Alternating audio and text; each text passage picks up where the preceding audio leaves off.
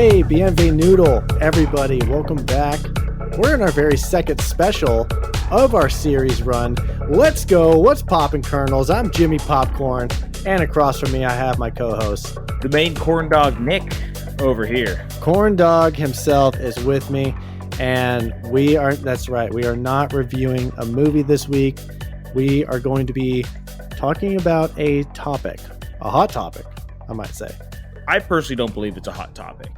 So I'll just throw that out there, James. For me, it's not a hot topic. I think it's a topic that everybody should be able to have truthfully and honestly and without censorship, which will be a big theme of this podcast. We'll see how this one goes, buddy. Episode 29. We just decided time to get political. This week, we're going to be talking about China. Why are we talking about China? Well, it's because they do stuff differently. They are built different, not in a good way or a bad way or a neutral way. Depends on your opinion. But they definitely do things. Well, looks like Nick has something to say. Well, I want to make sure that we're being very clear at the top of this. Go ahead. When we reference China in this podcast, we are not referencing Chinese people, anyone of Chinese descent, Chinese culture in any way. What we are referencing is an oppressive Chinese government. So when we reference China, keep that in mind, that we're talking about the Chinese government, the Chinese Communist Party that censors and holds a lot of, to be honest, their people hostage. They have a lot of control of what people. Yeah, they control the culture. Digest. Yeah. Very similar to how we feel about movie studios. The bad things about movies and why we don't like them. A lot of times it goes back to the studios, the people in charge, and not the people going to the movies. In this episode, we will probably be criticizing the Chinese government a whole lot and their involvement with Western cinema. Definitely. It's going to be a big one. I think one of the overarching questions that we're going to have throughout this entire podcast, and we'll definitely hash it out at the end, but who's more to blame? That government or the people who enable it? Yeah, acquiesce to that government for profits. That's exactly the big question that I had boiling down to it after I was researching this. Hot topic, cold topic, whatever you want to call it. It's a Just Play It topic, and it's the topic of this week's episode. I hope everybody's ready, because we're talking China and their involvement with Hollywood movies. Just to start out here, Nick, let's say I'm far from an intellectual. I've heard that before. But trying your best, could you please explain to me in the most unbiased way possible the answer to this question? What's the deal with China in general? Okay. In general, what's the deal with China? The deal with China is, a deal with a lot of authoritarian countries, right? Countries with a one-party rule, a singular leader, a figurehead. Especially when you have a country with the population of China, it's a very hard thing to try and control a population. So especially as we're talking about entertainment and movies right now, if you're trying to control a population, what you need to do is control what they consume and what they know, right? Keep them pretty in the dark as far as, if there's better options out there, what the rest of the world looks like. And you need to have a common thread of culture. And so you need to control the culture. It's not very uncommon from what, people in this country accuse each other of all the time. Obviously, it's on such a smaller scale than what the Chinese government is doing. But if you ask me what the deal is on the large scale, is China is a very old and proud country that still has dreams of reuniting the Chinese empire. And so to do that, you need to have a populace that is ready to get behind you and do what you need them to do. So you have to control what they consume. I know that wasn't high level. Like you said, I probably got a little deeper in the weeds than you wanted, but no, that's exactly what I wanted, because like for dummies, because I want people to realize, or at least be clued into why we're talking about this. China does have a lot of say in what its people, the people of China, digest on a daily basis. And a big thing that they want to control or at least oversee is the entertainment industry. Let's just go over the basics real quick. Over the last few decades, China has become one of the fastest growing movie going industries in the world. It really hit a peak during COVID. They were just constructing movie theaters left and right, and it really culminated up until 2020. That like in 2020, China became one of the biggest movie going markets in the world. They surpassed the United States and Canada. And we love going to the movies. This is a very attractive market to Hollywood studios because they want that huge market of China. Because 20 years ago they were at 1.2 billion people in population. I think nowadays it's up to 1.4 billion. So they make up a lot of just not even the movie market, but the global population. So we have what, 7 billion people? 8? Yeah, 7.5 to 8. I think Yes. 7.7 is the last figure I've seen. So 1.4 out of that for the entire globe. It's insane. So Hollywood wants in on that major market, but to get through China's walls, no pun intended, to get through that Great Wall, you got to adhere to their rules, their territory, their rules. So they actually do have a cap of how many foreign movies can be shown in Chinese theaters each year. And this is because their government oversees the entertainment industry. And those movies that do come through, the ones that are lucky enough to get that sweet golden goose market of China, they need to go through a censorship process as well. So basically, this is a panel of Chinese officials. And you're probably wondering, who are this like weird wizard gurus? Who's this chosen league of people that oversee what the entire country is allowed to see? They're just Chinese officials. Some of them are former film professors. They need to at first preview it, make sure it's acceptable for what they want the people of China to see. Correct. And let's not get it twisted. There are no in China. There are no, say, independent bodies that are doing this. Every company, every department, anybody who makes any decision in China is answerable to the government, to the People's Republic, of which is just a joke of a name. But we could say, oh yeah, they're checking it for XYZ reason. At the end of the day, they're checking it for, how does this reflect China, and or does this make other countries look better than China, which is just a big old no-no over there. Correct. So China has a lot to say of how they're portrayed, what they want their people to see in movies when it comes to themes, morals, and, like you touched upon, ultimately the depiction of China. So let's just go over a brief history of what the movie-going experience in China was like. They have movie theaters over there in the early, mid 20th century. A lot of the movies that they made, produced, and put out into theaters were essentially just propaganda films. There were a couple Western films that were allowed to be shown, like the movie Spartacus. It's like a 1960s, 50s. It's like an old ass timey movie. They would throw China a couple Western movies that obviously didn't have any. They had very neutral themes, plots, and it was just trying to get the economy going. It was suffering. It was suffering a lot. We're going to jump forward to 1994. China implements a new policy where 10 foreign films are allowed to be released and shown to the public in China. So in this year, The Fugitive with Harrison Ford. Mm-hmm. So this is the first major Western picture to be released in China in well over 40 years. America basically said, hey, we're going to sell this to you, and we want 13% of the ticket sales, which is pretty pathetic, but they're just like, whatever. Yeah. I think it got like maybe $3 million at the box office in China, which is chump change to American studios and American economics in the movie industry. But for China, that was like gangbusters. They're like, oh, okay, I think we may have something here. Just that small little glimpse of what a Western American movie can do in China. Hollywood studios were that meme with that guy behind the tree rubbing his hands together. They were like that. Yep. They were like, ooh, we got some over here. China kind of saw it was the same way, where they were like, huh, because at that point, China started to, and still does to this day, heavily invest into movie studios. Like they're major investors into a lot of studios. So Yeah, and if we look at these numbers, like if the studio for The Fugitive only got 13% of ticket sales, then where's the other 87% going? In China's pocket?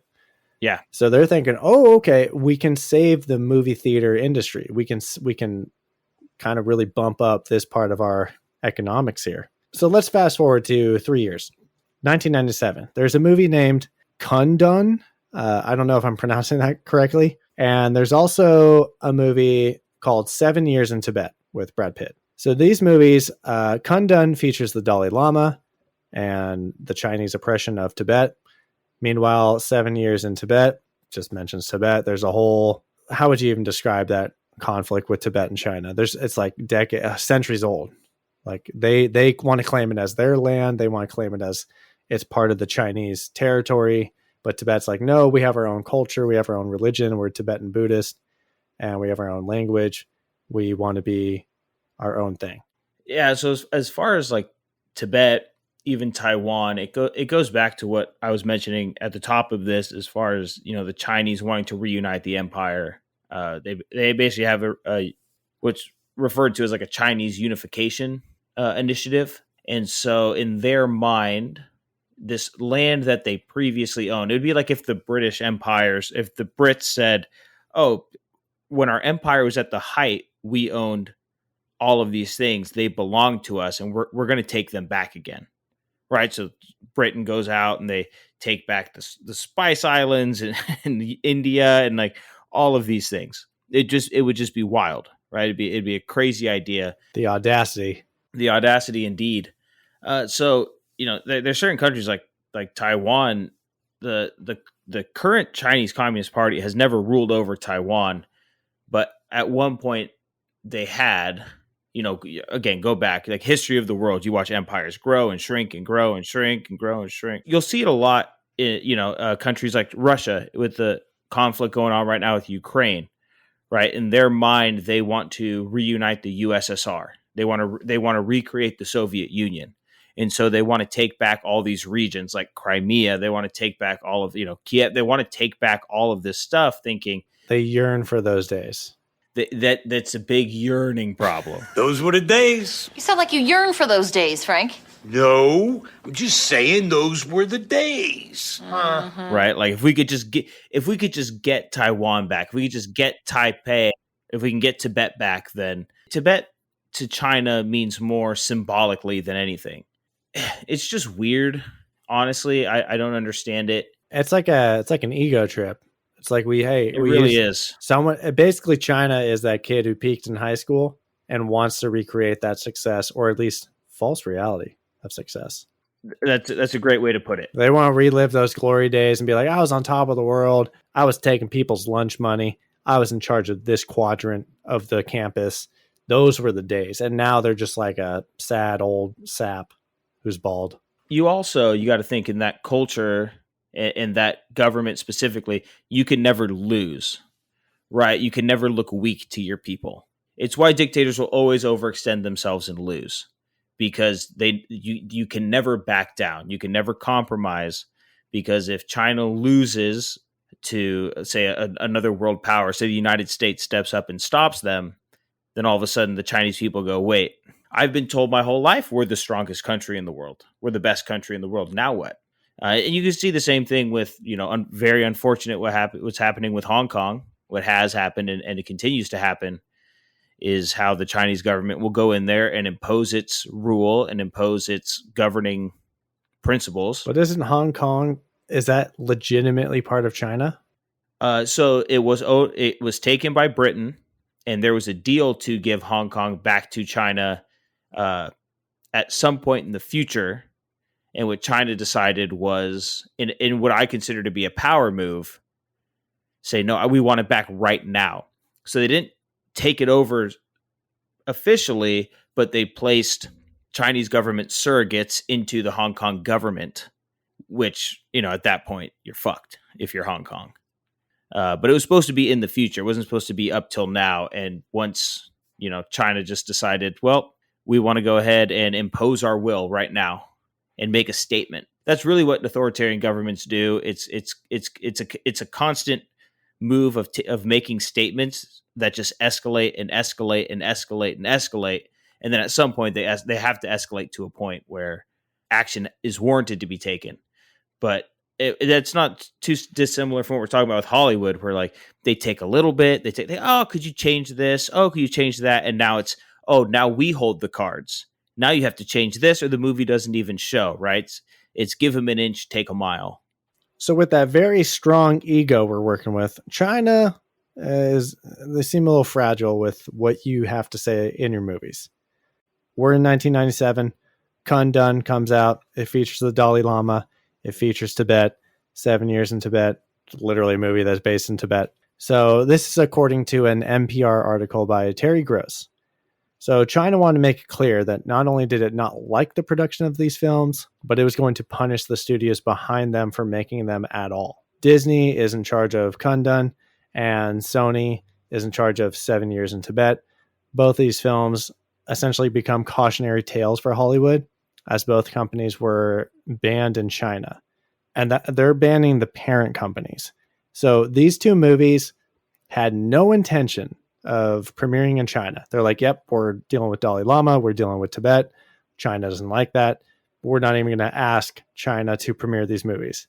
So just the fact that they got made pissed off China. It pissed off the Chinese government. So now they're like, hey, your entire company is now banned from China. So the revenue streams cut off. Disney, toys, merchandise, clothes, Sony, electronics, their movies.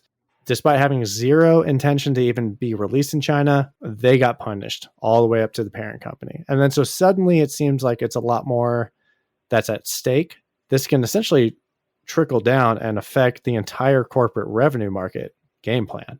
So circa 1997-98, the then CEO of Disney, Michael Eisner, he flew over to Beijing to apologize to Chinese officials about Coward. So Kundun is the one that was from Disney and that pissed off China. So what Disney did is that they were like, oh, we don't want to piss off the American audience to seem like we're bending over backwards for China, but at the same time, we don't want to completely cut our ties with China because they're such a big market. So what they did is they released it around Christmas in very limited screenings, and the movie didn't do well because it was in like literally 4 theaters, and they're like, oh, well, I guess it wasn't a good movie anyway. So it wasn't China or whatever. It was just the fact that it wasn't a good movie. But essentially they tried to bury that movie down. So when Michael Eisner, there's a whole transcript of his conversation with the Chinese officials, but one of the hilarious quotes that comes out of it was, the bad news is that the movie was released. The good news is that nobody saw it. So he really wanted to come at China and say like, oh, like, I'm so sorry, like we made that. But hey, you know what? The good news is that no one really saw it. And it's because, yeah, you didn't try. You backpedaled on the motion and killed the movie. It's like when they throw TV shows on like the Friday night time slots. It's like, that's not prime time. That's not Sunday night. That's not Monday night. You're trying to kill this TV show, throwing me on the Friday night. This begs the question we're going to be asking the entire podcast again. Who's to blame, right? So say Eisner goes ahead and says, hey, you. Disney, we don't stand for that. We stand behind our film and our artists and the people of Tibet, and we're not going to kowtow to you and your censors.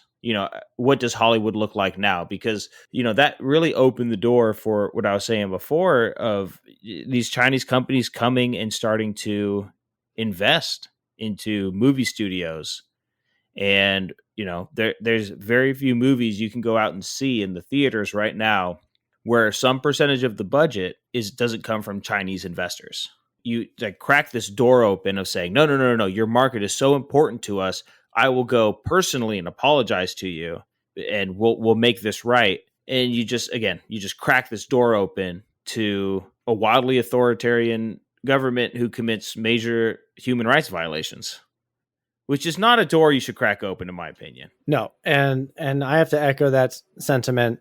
The whole thematic overarching question of this episode is, what's more important, profit or principle? We're going to fast forward to 2001. So now 20 foreign films are allowed into China.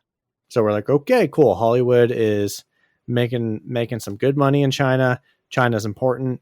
The movie industry is growing over there. Let's go. With this buff, if you will, in movies allowed, more Hollywood studios are thinking they have a fair shot at throwing their movies China's way. We're going to go into 2004. Nick, have you ever heard of the movie In Good Company? Yes. Do you actually know what I'm talking about? Can you name the people in it? It's okay if you don't know this movie. It's honestly okay. There's a movie. Don't look it up. Just tell me. I'm not looking it up. Okay, tell me if you know it. I've seen the movie a lot. My dad had seen this movie. Of course. So I'd watched it with him. Of course. Who's the guy? The beloved older guy, actor? It's not Harrison Ford, but what I kind of confuse him with for no reason. Dennis Quaid. Correct. It's Dennis Quaid, yes. And then one of your favorite actors ever from that 70s show in Spider-Man 3.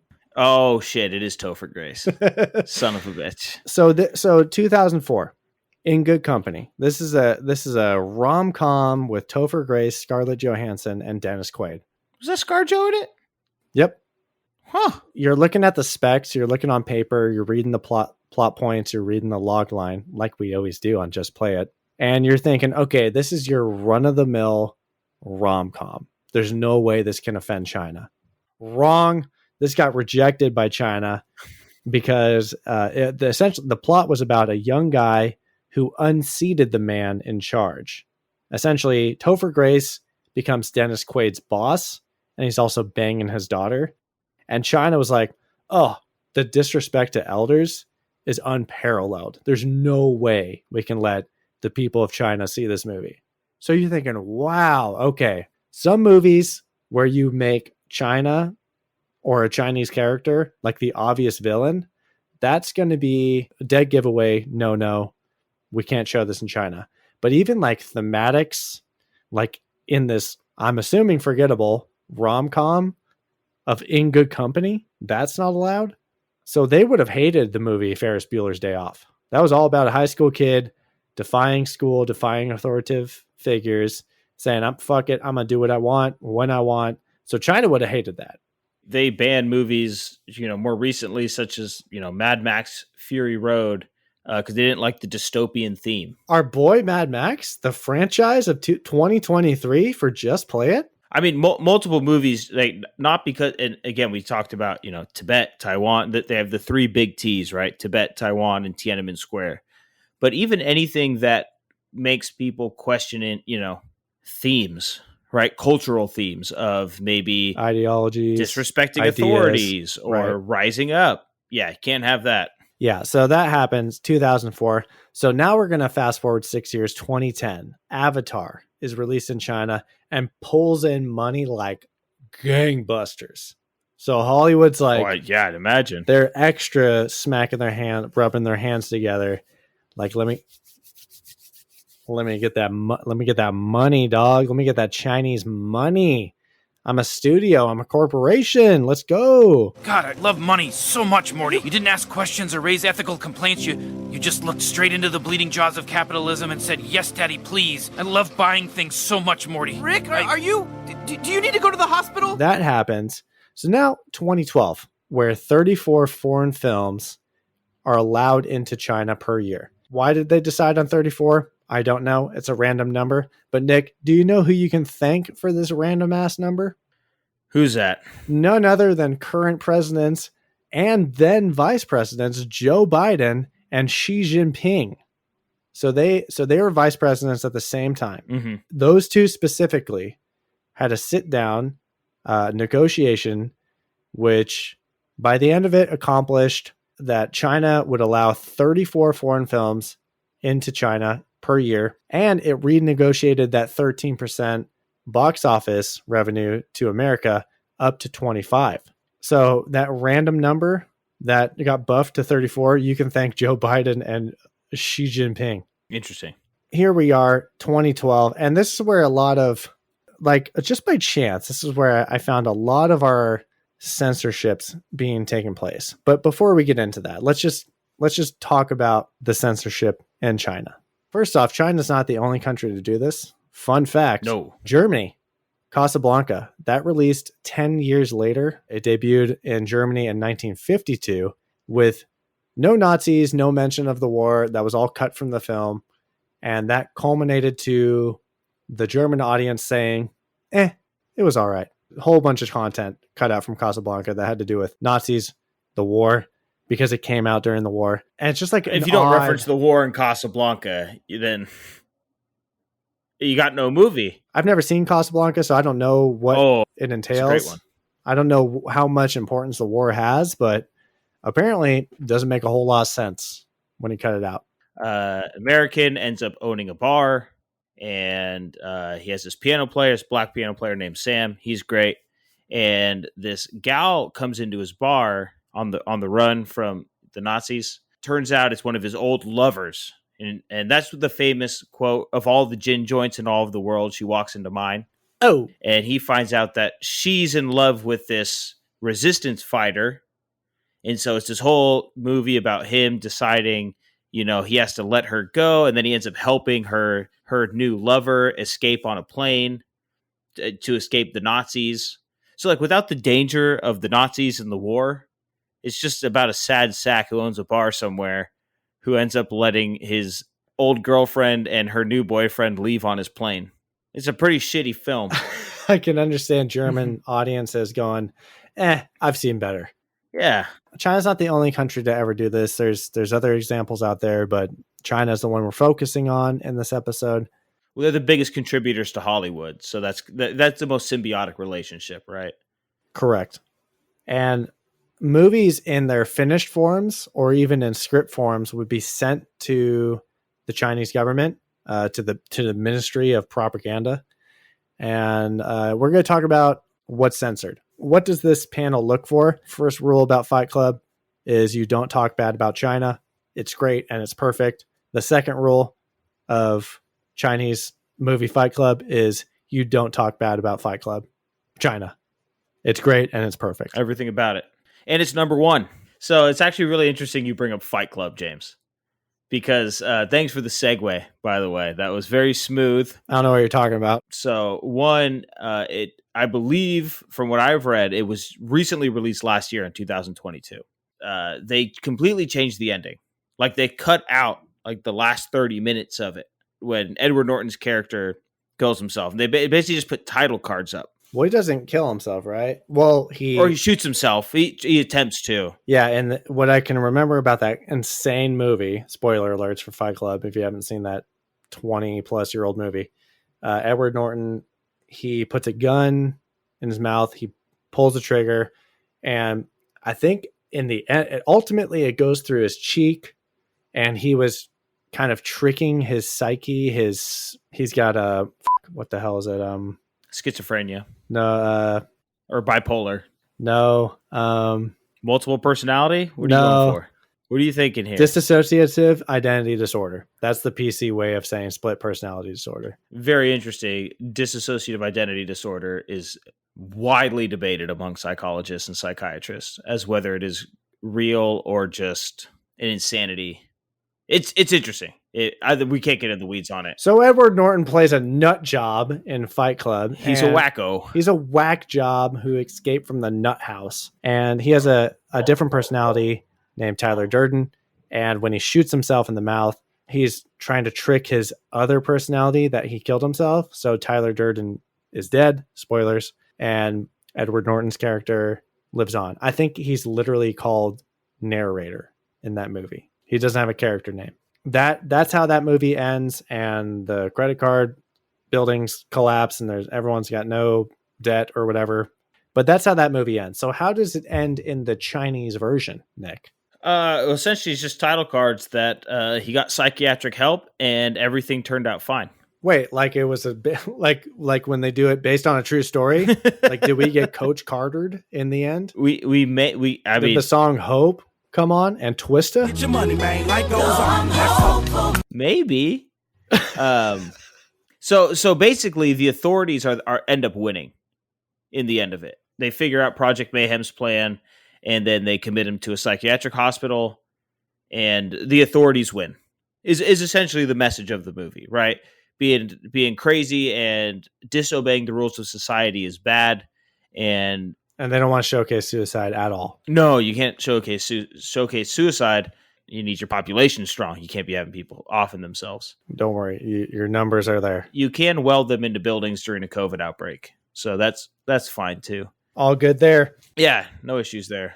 All right, so that's first and foremost of what's not allowed in movies that China wants to show its people. So the second thing, same-sex relationships, homosexual characters, and or elements. China's like, nah, I don't want to see none of that shit. Get that shit out of here. We're not about it, which is not good. On the same level as that, apparently, is time travel. Oh, no. They're like, no homosexuals, and don't you dare try and go back in the past. Bill and Ted, fuck out of here.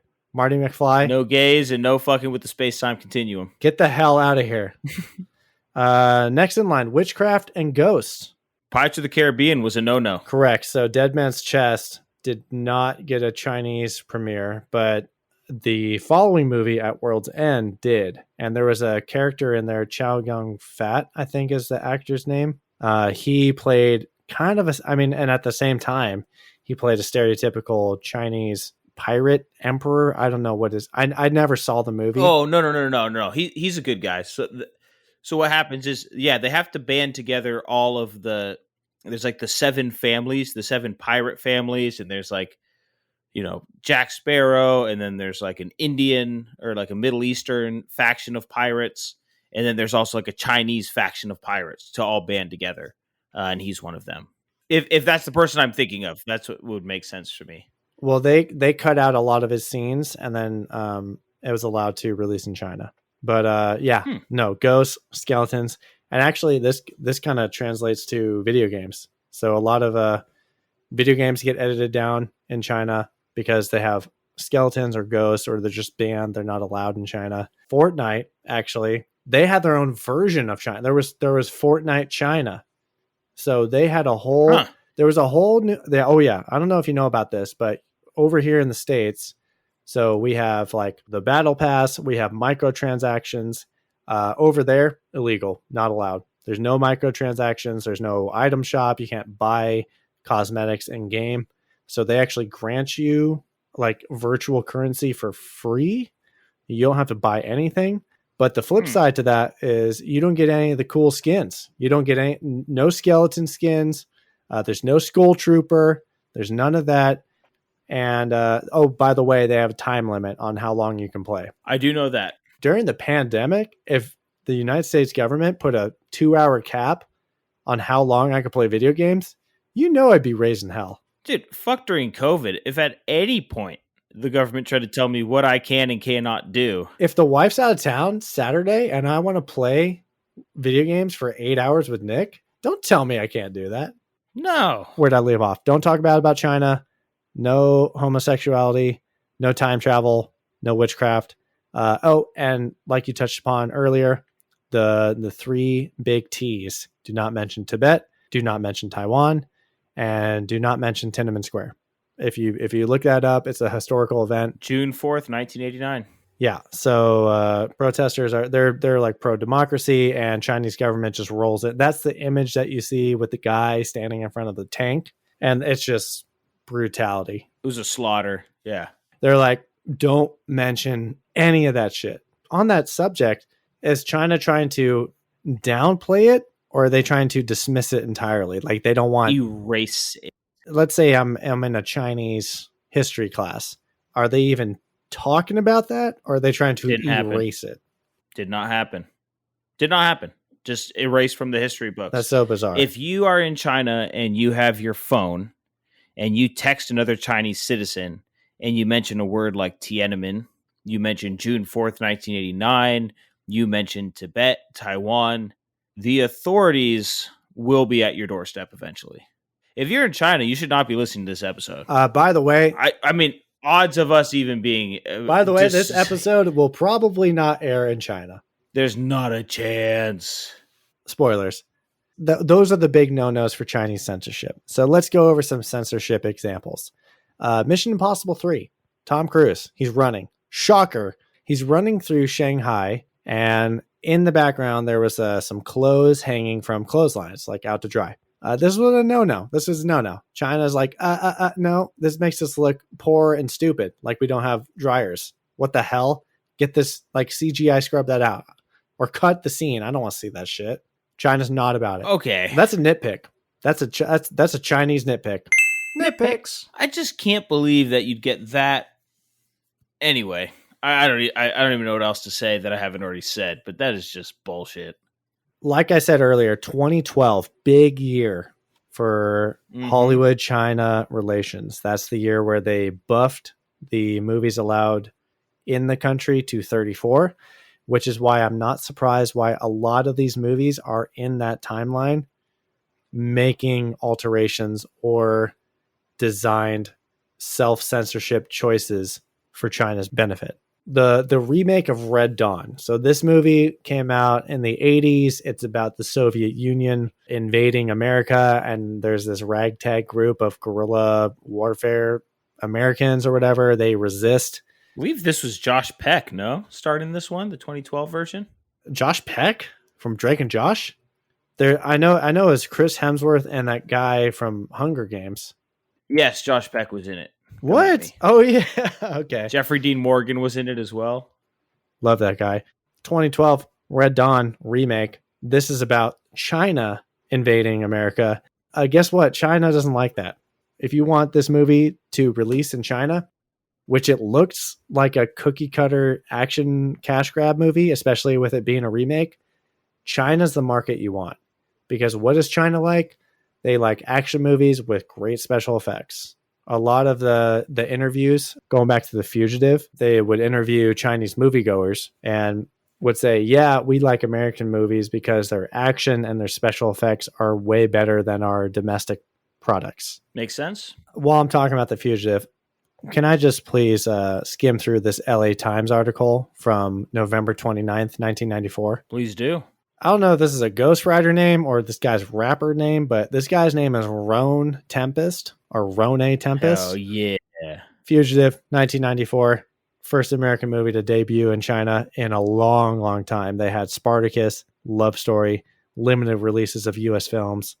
American movie executives, they saw this whole breakthrough as an important opening into the world's biggest potential in the entertainment market, China's population of 1.2 billion. Like I said, now it's up to 1.4. The Ministry of Radio, Film, and Television revised its long-standing limitations on foreign imports and agreed to allow the 10 best foreign movies into China each year. This is straight from that article from 1994. The traditionally conservative ministry changed the rules in response to the steep decline in attendance in Chinese movie theaters. This had me rolling on the floor laughing. Raffles. I was raffling when I read that the decline in movie attendance is directly linked to the explosion of alternative public entertainment -- television, karaoke, video rental, and private video showing rooms. That has changed the face of China in recent years. Karaoke? That was outpacing movie theaters in China? You kidding me? Oof, So this is from this article in the 90s. So it says only 15 years ago, there was just one cabaret in China. Cabaret is like a theater or like an entertainment stage venue. Entertainment club, yeah. So there was one of those in China. And then hundreds of cabarets, as well as at least 200,000 karaoke bars and 60,000 video viewing rooms, which were private rooms that could be rented to watch movies on video cassettes and laser discs. So those were outpacing movies. So when The Fugitive comes in, it's like gangbusters. Let's go. China's going from propaganda films to Hollywood blockbusters. Now there was some confrontation. There was a little conflict. There was some controversy with The Fugitive. So Beijing, there was two rival film distribution units. They were fighting over distribution rights of The Fugitive, and one of them said that it violated Chinese political mores. This movie was essentially using socialist money to fatten the capitalist pig. The propaganda ministry dutifully canceled the film midway through its schedule of its 2-week run. The propaganda ministry. Love that. Propaganda ministry. That's just a blast from the past about The Fugitive. So Red Dawn, China is invading the US in this movie. They spent $1 million CGI scrubbing any Chinese symbolism, flags. I'm sure they had to go back and do ADR, dialogue changes, to change the invading country to North Korea. I mean, it makes sense. North Korea is, at the time being, forever bad. And there's no movies going into North Korea, so it's like, yeah, we could piss off North Korea. But the fact that they had to go back and like CGI flags and symbols and they spent $1 million because they just really were thirsty for that Chinese market. And if I'm not mistaken, it still wasn't allowed in China, even after that. So maybe that correlates to the 7 years in Tibet and the Kundun cautionary tale. They're like, okay, hey, you know what? We don't want qualms with you, China. We'll change it to North Korea. Please don't ban us because we want your market for our revenue. Speaking of 7 years in Tibet, I think the following year has one of my favorite stories. So World War Z, the Brad Pitt feature, was not released in China. One of the reasons it contains zombies, if you don't like the supernatural, you're probably not going to love zombies either. But it also featured Brad Pitt. And as we discussed, 7 years in Tibet starred Brad Pitt. So even though their populace had not seen 7 years in Tibet, Brad Pitt was just not allowed in China. Wait, Brad Pitt was canceled? Brad Pitt was canceled. I guess until Fight Club here came out recently. Well, so that's not the note I had. So first off, World War Z went through distribution production hell. Like they were rewriting that movie for months on months on months. And for China, they needed to remove the dialogue that the pandemic virus originated from China, which I kind of find hilarious post-COVID. Hey! But who's saying that? Now, let's talk about co-produced Chinese movies. Okay. So this is when China's like, hey, we want a piece of the pie. We want to fund this American movie, but we have some shit to say. We have some stuff to put in it, and you have to comply because we're funding this movie. I'm going to bring up two of the most shameless examples. One is Transformers Age of Extinction. In this movie, co-produced by Chinese backers, there are Chinese ATMs in the middle of Texas. There are Chinese protein powder products available in convenience stores in Chicago. There's this random Chinese boxer who has a scene who saves Stanley Tucci from some a-hole after he takes a ride in an elevator with him. So American audiences are kind of watching this like, oh, that's odd. Or like, who's that guy? Or, okay, all right. Meanwhile, the Chinese audience is not fooled. First off, China loved this movie. It blew up in the box office. It did super well in China. Paramount essentially was bending over backwards to get the Chinese market to watch Transformers Age of Extinction. So they were like, yep, we'll throw in these products. We don't care. We'll throw in this famous Chinese actor. Don't care. Want the money. Michael Bay, big explosions, baby. Let's go. Give me that money. Boom, boom. If you go back and watch that movie, you will see all these random Chinese products littered throughout that movie. That was the game plan from the jump. And the studios at a certain point just kind of looked at each other and said, hey, if we want this to be one of the biggest movies in the world, we need China's market, and we'll just comply with their demands and their rules and their product placement, and we'll do whatever to get that however many dollar amount boost. The second most shameless example is Iron Man 3. So this is where this conversation, this whole topic actually stemmed from. No surprise, I'm a huge Marvel fan. Love MCU movies. Huge payoff in the end. Love the whole ride. A part of this ride was Iron Man 3. Nick, I believe we saw this in theaters together. You had some not so nice things to say about this movie. It's definitely the worst movie of the original time, the phase one. Boy, howdy, will you hate this even more after you learn about what they did to get this movie released in China. Talk to me. Just kidding. I made you watch the scene, a whole 3.5 minute scene that was added for the Chinese version so that this was released in China. So this is a co-produced Chinese funded movie. And they had this whole other character who had nothing to do with the rest of the hour 40 something minute movie named Dr. Wu, who was a mentor to Tony Stark. He apparently, at the end of the movie, was the only doctor, was in the only country sophisticated enough to perform surgery and fix Robert Downey Jr.'s Tony Stark. So we watched the scene. I made you watch the scene. We couldn't understand it, but what did you gather from this scene? It comes down to the only country that can save Iron Man, right? Because Iron Man really becomes a symbol for America, especially like an Iron Man 2. He has a lot of military ties and most patriotic, besides Captain America, I guess most kind of gung-ho, like, yay, America, join the military. That's kind of like Iron Man 1. That was like his whole origin story. Yeah, then you get to Iron Man 3, and apparently this American hero is fine to show, but in the end, when he's in trouble, he's vulnerable, and he needs the help of a Chinese surgeon who is the only person in the that's world the only one that can fix him and take out the arc reactor.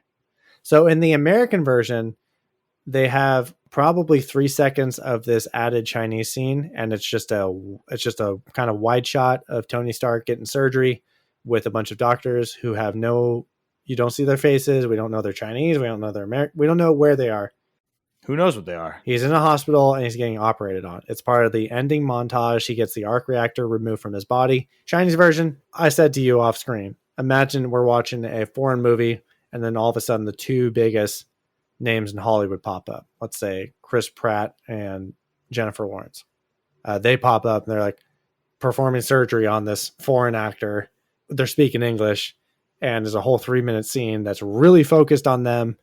And then we are smacked back into the original main characters and side characters that we've been watching for the last hour and a half. And we're like, what the hell was that Chris Pratt and Jennifer Lawrence scene about? It's essentially like a slap in the face. So Chinese audiences were like, dude, we can read through the lines. We're not stupid. One, if you're going to do promotions with these Chinese actors to get us to go to the movie theaters, low blow, man. And two, we can read right through you. Iron Man 3 violates the product placement rule and the we'd be lost without China rule. They do have a thing of milk, some Chinese milk that Dr. Wu needs to sip on before he performs this Tony Stark surgery. Transformers, Age of Extinction, all about product placement.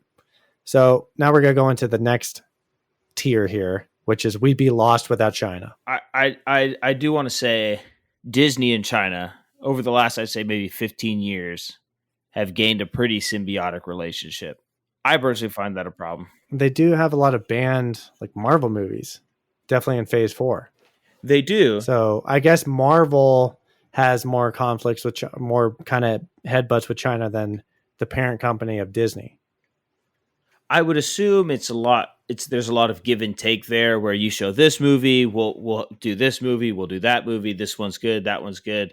I do know that I think it was like in 2008, 2009, Disney, they opened Disneyland Shanghai. And since then, there's been a lot more symbiosis, especially, you look at the live action Mulan, which ended up like tanking here in the United States, but doing really well. Like the actress there being very, very pro. Liu Yifei. Yeah, being very pro, fuck Hong Kong. I'm all for the Chinese government. Obviously, Disney being one of the biggest entertainment companies, if not the biggest, I'd say, entertainment companies in the world, having that pipeline into China is big for them. And so I think over the last 15 years, that's become a really symbiotic relationship, I'd say, for the worst. So for the whole Mulan thing with Liu Yifei, who's the main character in the live action version of Mulan, so she got in a lot of trouble for siding with the Hong Kong police over the pro-democracy protesters during a crackdown on demonstrations. So basically it was like, hey, I'm cool with police brutality. I'm down with these cops telling these protesters what's what. Go China, go cops, yada, yada. So obviously that didn't go well with people of Hong Kong and totally backfired. American audiences, it kind of made its way over to us, and there was this whole hashtag boycott Mulan. And I think that was also during COVID. So it was premiering on Disney Plus. So I don't know how much of an impact that has. Yeah, that was That all that stuff was like 2019, because I do know this because my wife was teaching in Hong Kong towards the end of that. So it would have been summer 2019 to the end of that, end of 2019. Maybe by the time the film released, it was closer to 2020. I think it was early 2020 it was supposed to come out. The protests were going on in 2019, during filming there. Simu Liu, he's the star of Shang-Chi, and he's Canadian, essentially. I mean, he was technically born in China, immigrated to the US, and then eventually immigrated to Canada. But Shang-Chi, that's a Marvel movie. It's about a Chinese superhero that got banned in China because of his comments towards the Chinese government. He was recalling his upbringing and his family history and said, "Oh, my family lived in essentially a third world. They thought of Canada, United States as a pipe dream, as this is a place where they can go to be free, create a better life for their kid, because people were essentially starving to death in China." Good for him. So Chinese government's like you said, erasing history. They're like, we're not like that. We're good. We're perfect. Shang-Chi, banned from China, and which is odd because for the limited amount of Chinese people that saw it, whether they saw it in the United States or elsewhere or illegal pirating, they loved it. They thought it represented the culture and people of China very well. Very well.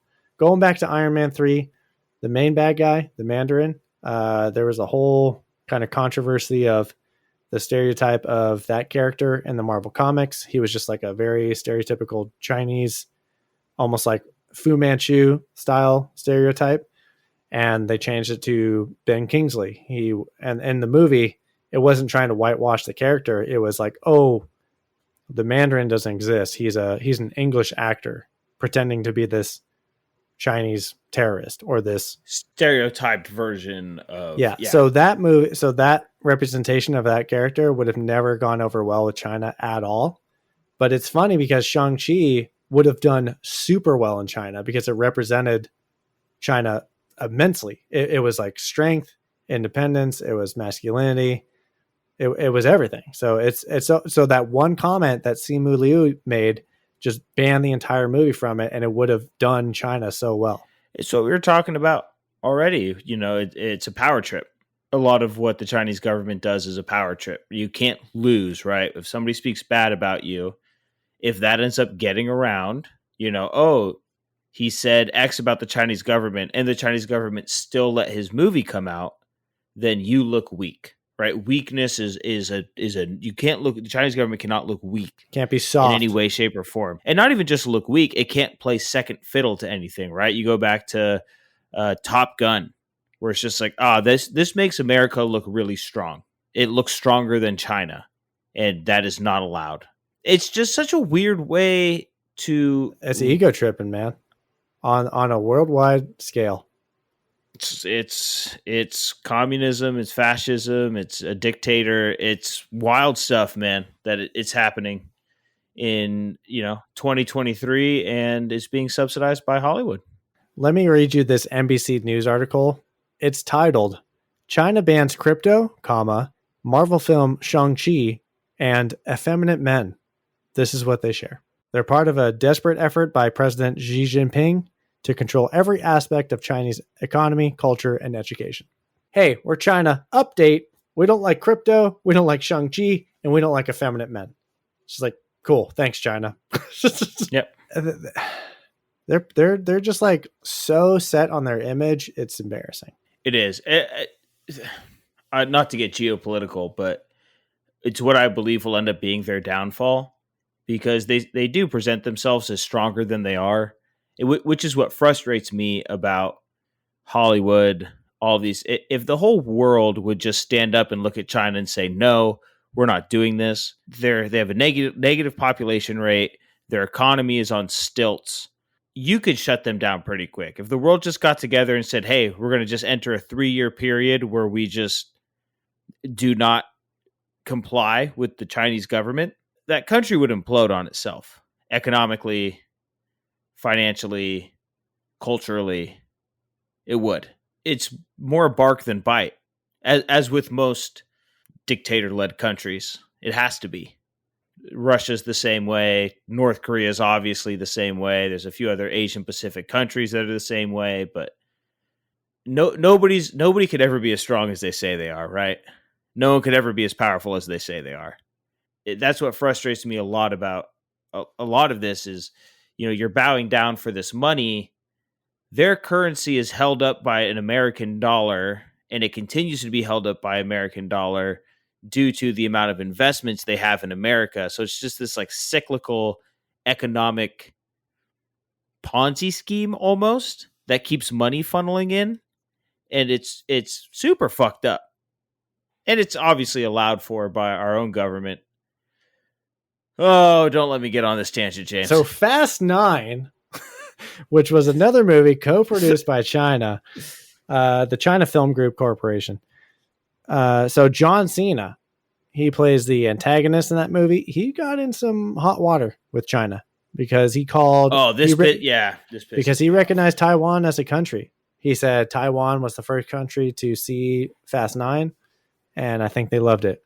And China's like, what the John Cena? We can see you now. And what you just said. So John Cena always blows my mind, speaks Mandarin.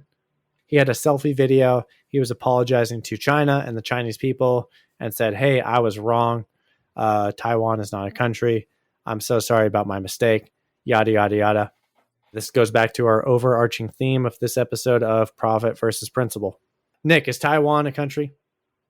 Taiwan is a country. Boom. Get wrecked, China. Taiwan is a sovereign nation. Taiwan is its own sovereign nation. Let's go. Tibet is its own sovereign nation. Hong Kong is its own sovereign nation. Shang-Chi, Doctor Strange, Multiverse of Madness, Pixar's Lightyear, and Just Play a Podcast. Guess what we have in common? We're all banned in China. Yeah. Off, man. And honestly, John, I had never been more upset with John Cena, especially okay, I'll let you. The American I'll let you flag toting. I'll let you pop off, but I'll respond after the fact. First off, I don't know why 90% of people apologize when someone's mad. If you did nothing wrong, don't apologize to them. And I get, the studio is probably like, hey, you got to say something. Hey, we can't do this. But at a certain point, man, just stand by your fucking words. It's like, what are you going to do? Because eventually here's what's going to happen. And this is what pissed me off. Here's what's going to happen. Nick's adjusting his position in his seat. So he's in. China will slaughter the people of Taiwan eventually. There it is. They will roll in and they will take it by force. And a lot of people are going to die. And everybody's like, this is a travesty. No, it was a travesty. The fact that we didn't, as a world, look at China and say, hands off, that's its own country. That's what's going to happen. And I know the studios don't care because they're like, doesn't hurt profits. Private entities. But I mean, this is what we're going for, right? Like nobody said that about Hong Kong, and all of a sudden in Hong Kong, people started disappearing. Protesters just disappeared. Where are they at? Are they dead? Are they in a concentration camp? A re-education camp? I don't know. But it's on everyone of the world for not saying, hey, stop that. That's what pisses me off because it's like, oh yeah, if you just apologize, no harm, no foul. It's like there is harm in this. There is foul. This whole bowing down to this terrible government. Two things here. One, like you touched upon, the studio's giving John Cena pressure. So in this position, it's like, do you play politics and just say, if they just say, hey, apologize, otherwise you'll be blacklisted. I don't know if that's what was threatened or said to John Cena, but it's like, hey, just send out this apology. You're under contract. We don't want to make things messy, yada, yada. Just apologize, pander, just like the CEO of Disney back in the day when he flew over to Beijing and apologized his pants off. One, it's like, do I just need to do this one little thing that I'm not proud of and keep my job and keep the revenue coming? Or do I be proud and say no? I don't need a super explain answer, but that's just a question that probably was in John Cena's mind. Well, we know what answer he made. Oh, we know what answer he made, and it probably was backed by a lot of pressure. The second thing is, does the United States recognize Taiwan as a country? I don't think they actually do, technically. Oh, dude, they do this tiptoe dance around it, and it's so we have diplomatic relations with Taiwan. as its own country. We have trade deals and everything. But our official stance... They treat it like a country, but they don't grant you the title of Jedi Master. You are on this council, but we do not grant you the rank of Master. What? How can you do this? This is outrageous. It's unfair. So Taiwan's getting Anakins right now, and Taiwan's gonna snap, start killing younglings. It's like when you sleep with an unattractive gal, and in private you're like, yeah, no, it was great, it was fine, we're good, like there's no animosity here, and then in public around your friends you're like, who's this chick, never seen her in my life. That's the way the United States treats Taiwan, and same with Taipei or Tibet. Sorry, it's sad. Going back to the idea of Chinese movies having a lot of say in American movies, saying we'd be lost without China. Here's another couple of examples. 2012. That's the disaster movie. Remember back in the day, we thought 2012 was the year everything was going to end. Mm-hmm. How hilarious was that? Wait till you get to 2020. What a slap in the face. So 2012, in the movie, the country of China actually built literally multiple Noah's Arks to save humanity because they had the preemptive vision that this was going to happen. So we're like, oh, thank God China saved us. Where would we be without China? All Chinese ships. 2013, Gravity. Sandra Bullock survives by getting herself to a Chinese space station. She'd be lost in space without China. Thank God for China. We're back in 2012. Looper.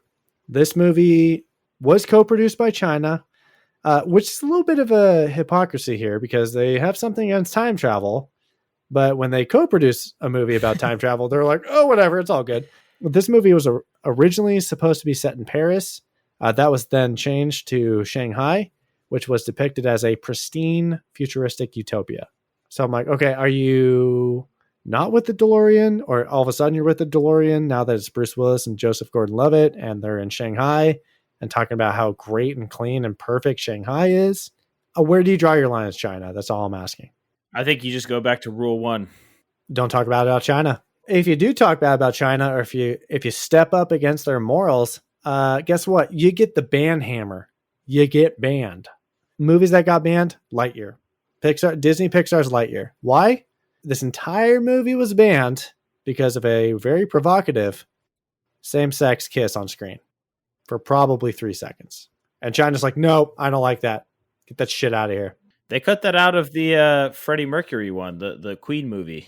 Bohemian Rhapsody. There was a whole... Yep, they also cut out a lot of the homosexual elements in that. It's like, oh, okay. I mean, that's literally who Freddie Mercury was, but all right. Not in China, you ain't. Let's go back to Top Gun. So Top Gun Maverick, in the promos and the teasers, they actually had a Chinese backer, Tencent. That was the company. Mm-hmm. The financial backers really urged Paramount to say like, hey, can you remove the Japanese flag and the Taiwanese flag from the bomber jacket? I don't know why the Japanese flag got altered. Is it because they don't love each other? China and Japan don't like each other very much. Did you know that China and Japan are actually different countries? Oh, really? In World War II, Japan was awful to China. Like terrible. Like people don't realize that Japan in World War II was obviously bad guys. I think they ended up imprisoning a lot of Chinese, decimating a lot of Chinese cities on the coast.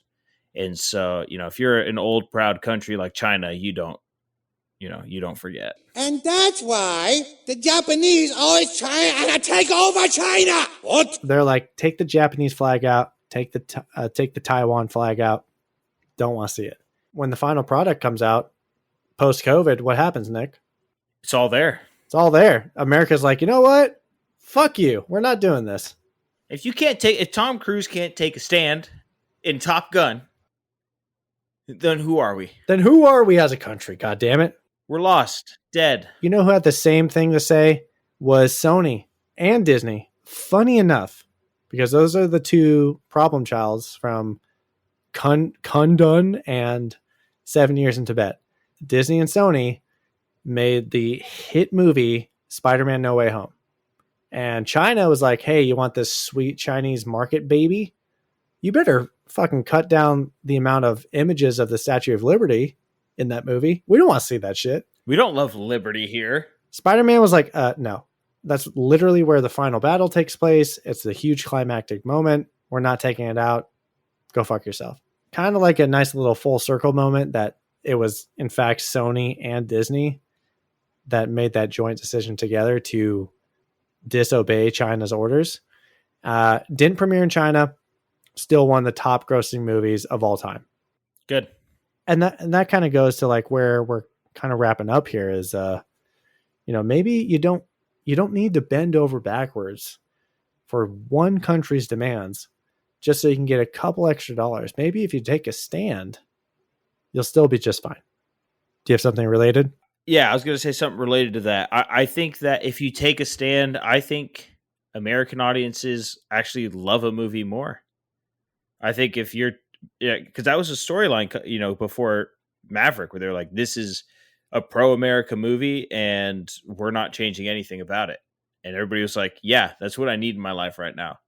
I think it's a plus to take that stand. So Chloe Zhao, she's a Beijing-born director. She directed Nomadland, and she actually won Best Director at the Oscars for this. And she did direct the Marvel movie Eternals. As the kids would say, mid. Maybe it'll be more revered later. Maybe they'll make ties to it later. We're in the social media age, so China or somebody dug up an 8-year-old interview of Zhao calling out China as a place of lies. And China responded with deleting the social media celebrations of her Oscar win. They canceled the release of Nomadland in China, and it put, at the time being, Eternals on ice. Eventually, Eternals did not premiere in China. Super proud country, like you said, super old standing, like we are who we are. We're always right. And don't talk bad about China. It's just, it's something as an American, I just cannot fathom. Because I mean, I could go on my social media and just say, I hate the government. I could walk up in front of the in front of the national capitol. I could go to Washington, D.C. and hold up a sign that says, I hate the government. The government sucks. Fuck you. And you cannot do a thing about it. I'd have every right, and I could just go home that night and have a bowl of soup and go to bed and not worry about being disappeared.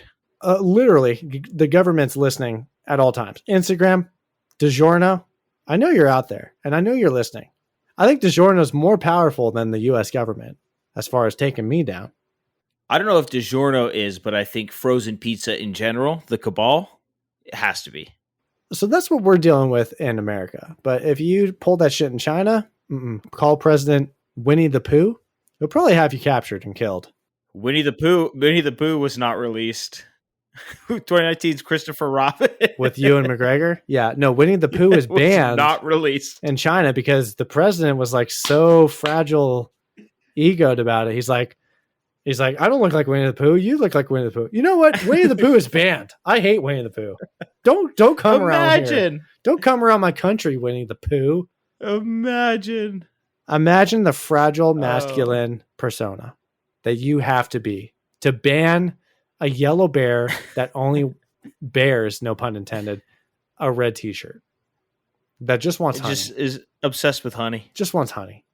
My man just wants honey. I think one of the best recent stories of the dichotomy between the two cultures is, China bans all this stuff, but when, recently when Oppenheimer came out, there was this story where Japan wasn't happy about it. Where it's like, yeah, I bet. We were. Yeah, you probably aren't happy about it, bitch. Yeah, you shouldn't be. This isn't for you to be happy about it. Sorry. Disclaimer, Just Play a Podcast, the entire show has been to Japan. We love that country. We had a great time. Love the country. Big fan of Japan. Shout out Yoshi. People were like, shout out Takashi. When people were like, oh, but it was bad. And I go, and Pearl Harbor was bad. So like, it was a war. We just did things. But we did some things we weren't proud of. But you do things in war. You do things in war. But then they gave me the Sony PlayStation. So I'm like, that's all right. Big fan. But one of the best for as far as like a culture that's like too proud of, and erases, weak moments in their history or bad moments in their history was when the news article came out about in protest to Oppenheimer, a bunch of Japanese accounts and creators started making 9/11 jokes, but they didn't realize Americans love 9/11 jokes. Americans will be the first ones to make 9/11 jokes. Now, trust me, 9/11 horrible. Fuck the Saudi government. I have a podcast where I talk about golf and all the money that the Saudi Arabian government is pumping into sports for sports washing. Fuck them. Shout out to Chili Dips. Just shout out to the Chili Dips podcast. If you like golf, I know there's not a lot of overlap between audiences usually. Random guy in Germany who listens to every episode. Maybe you like golf. Maybe you should check out the podcast Crisp Chips and Chili Dips. And in no way, shape, or form is that difficult to say. We rebranded to just Chili Dips. You should check out the podcast Chili Dips, which is not about chili dip recipes, but more so golf. It is. So yeah, fuck the Saudi government. I have no love there, but anyway, Americans will be like 9/11 happened, and we can make jokes about it. Like, we're not uptight, we're not insecure about an attack that happened on our soil. Like, we're okay, right? We're not going to. I literally sent a meme about 9/11 the other day about Peter Jackson and how the company pitched the title of the second Lord of the Rings movie that came out in 2001. The Two Towers. Guess what, China? We're not afraid to laugh at tragedy. That's just an American thing to do.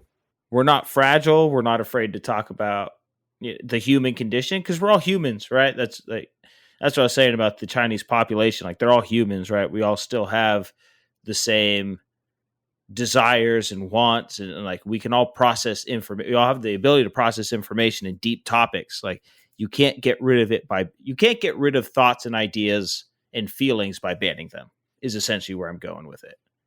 It's like, oh, we don't like ghosts, so we have to ban it. Like, oh, ghosts. Now our population won't believe in ghosts. It's like, what the fuck are you doing? You need to accept it, talk about it openly, which is probably why there's way too many podcasts out there these days. I'd rather more than less. To wrap this episode up, this special up, it really comes down to the overarching theme and the overarching question: can you blame Hollywood studios for going for profit over principle? And obviously, is it that black and white? Can you say, hey, you should be all principle, or no, embrace that capitalism, baby, go for that profit, chase that paper, get that bread?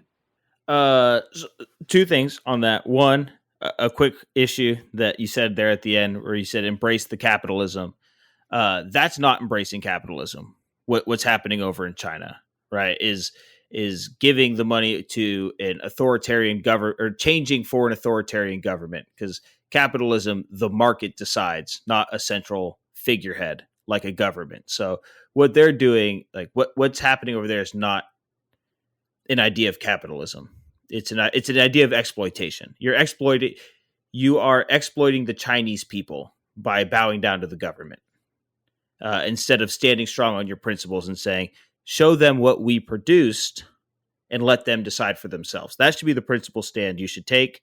Will China end up showing that? No, but I think being complicit in propaganda, knowing that you're doing the wrong thing and actively still engaging in a moral wrong, I think is probably one of the worst ethical decisions you could make in your life.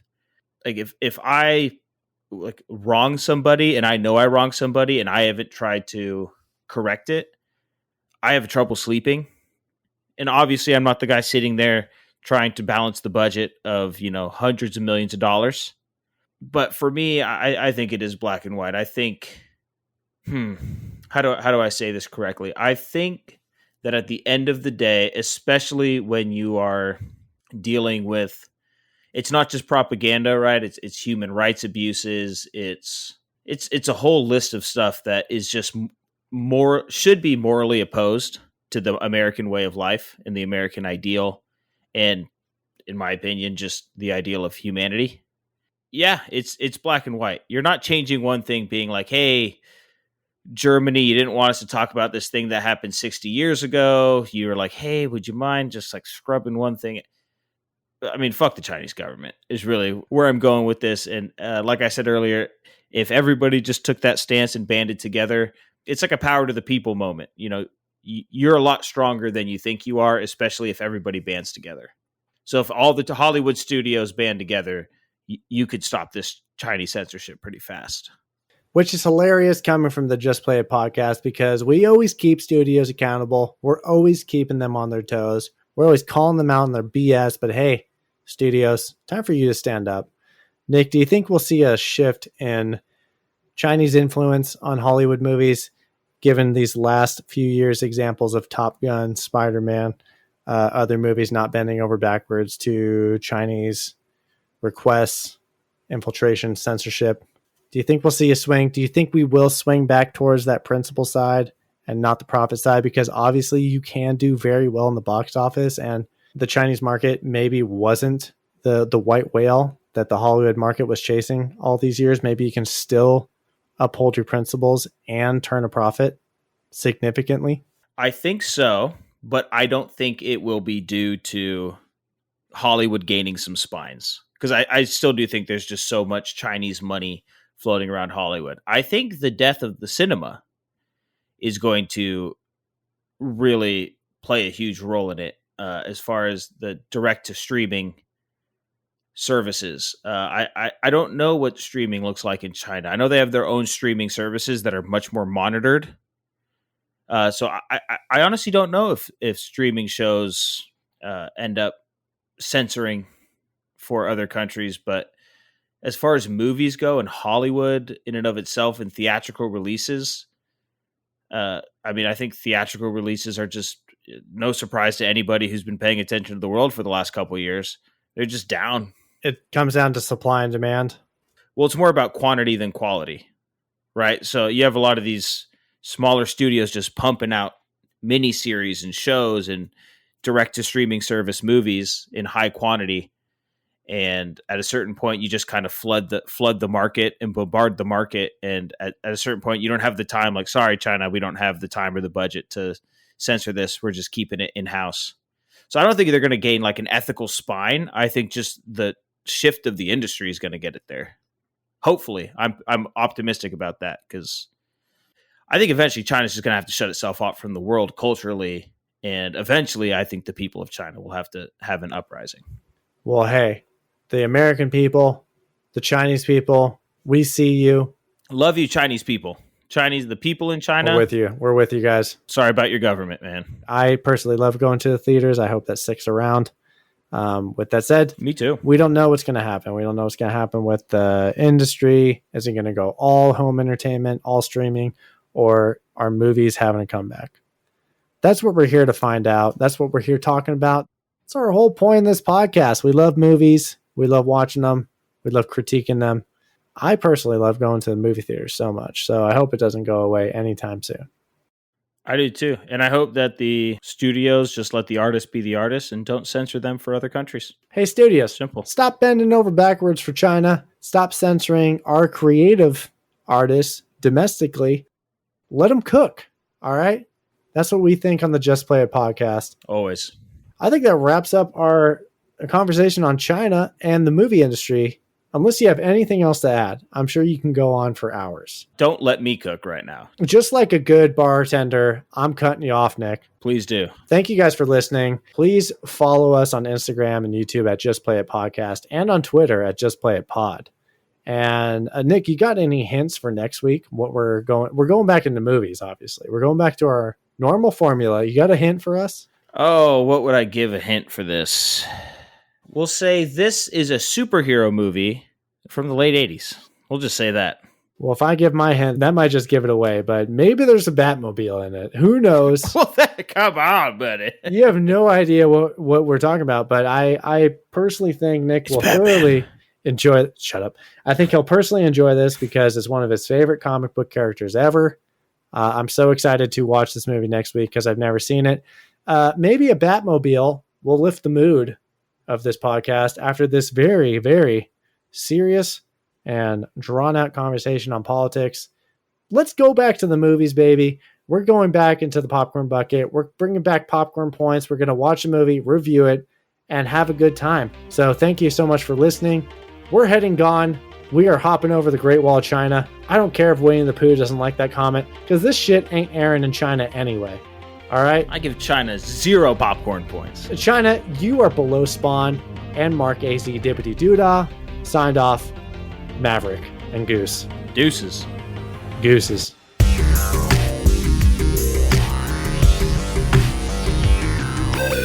By the way, this episode will probably not air in China. There's not a chance. Spoilers.